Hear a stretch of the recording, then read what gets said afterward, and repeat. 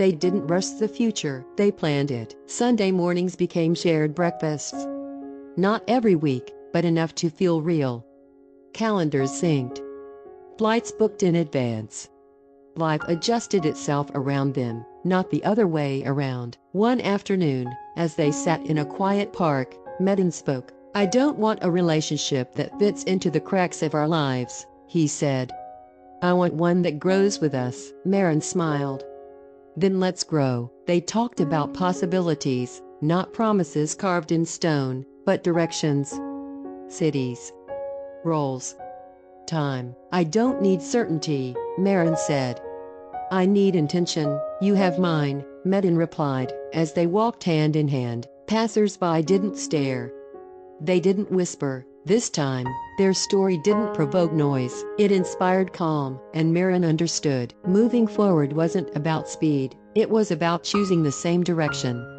Even with distance bridged and trust rebuilt, the past left echoes. Whispers followed Maren into meetings. Small doubts lingered in colleagues' eyes. Emails arrived with vague threats.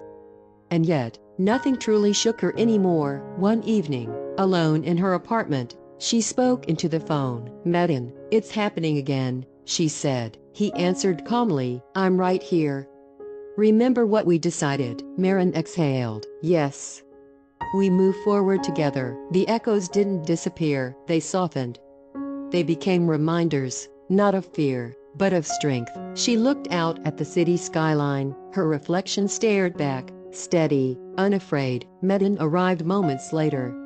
He didn't say a word. He just stood beside her, hand reaching hers, and in that simple gesture, Maren understood. No echo could drown the clarity they had found. The morning light spilled across the office, but Maren felt a calm she hadn't known before. Emails, calls, whispers, nothing rattled her. Every challenge that had once broken her now met a steady, unwavering resolve. Metin noticed. "You're unshaken," he said softly. "I had to be," Maren replied.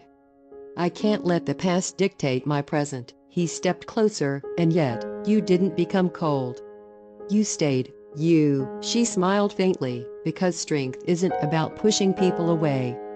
It's about knowing who stays. The office buzzed around them, but their corner of the world remained still. Later, walking home together, Metin offered his arm. "This feels different," she said quietly. "It is," he said. "Because you are different." Maren looked up at the sky. "For the first time, I feel unshakable." And for once, she didn't feel alone. The rain had stopped, the city streets glistened under the morning sun, and for the first time in months, Maren felt the air lighter, almost as if it had been holding its breath, waiting for her to exhale. Metin walked beside her in silence. No words were needed. They passed familiar cafes, parks, and bridges, every corner now a witness to their calm. "You look peaceful," Metin said softly. "I feel it," Maren replied. "Like the world finally matches how I feel inside." He smiled, eyes meeting hers. "Then let's keep it this way. No drama. No whispers. No fear, just the steady rhythm of life. There's to share." As they stood on a bridge overlooking the river, the sunlight reflected off the water. Maren held Metin's hand tightly. "I never thought I'd get here," she said quietly. "You did," he replied. "And you brought me with you." For the first time, the future didn't feel uncertain, it felt clear. Calm doesn't mean the storm didn't exist, it means you survived it. Some loves burn fast, theirs didn't. It steadied. Weeks passed without chaos. No dramatic calls. No unexpected messages from the past. Just consistency, and consistency felt revolutionary. One evening, as they sat on the balcony watching the city settle into night, Metin broke the silence. "Do you ever think about how close we were to losing this?" Maren didn't hesitate. "Yes. That's why I protect it." He reached for her hand. "I don't love you because I need you," he said quietly. "I love you because I choose you." The words landed differently this time. Not heavy. Not desperate, certain. Maren looked at him, really looked at him. "I choose you too," she answered. Not out of fear. Not out of habit. Out of clarity, the wind moved softly around them. No storms. No shaking ground. Their hearts weren't floating anymore. They were anchored. It wasn't planned, at least, not in the traditional way. There were no candles, no crowded restaurant, no rehearsed speech, just a quiet evening at home. Marin was reading by the window when Metin walked in, unusually silent.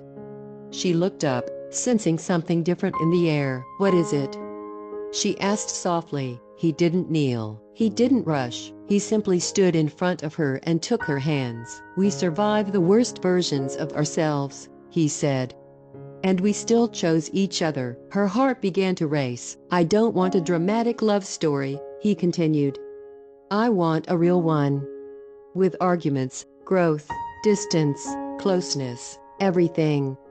But together." He reached into his pocket, a simple ring. Elegant. Quiet. "Just like them. Stay," he said. "Not because you need me, but because you want this life with me." Tears filled her eyes, not from shock, from certainty. "Yes," she whispered.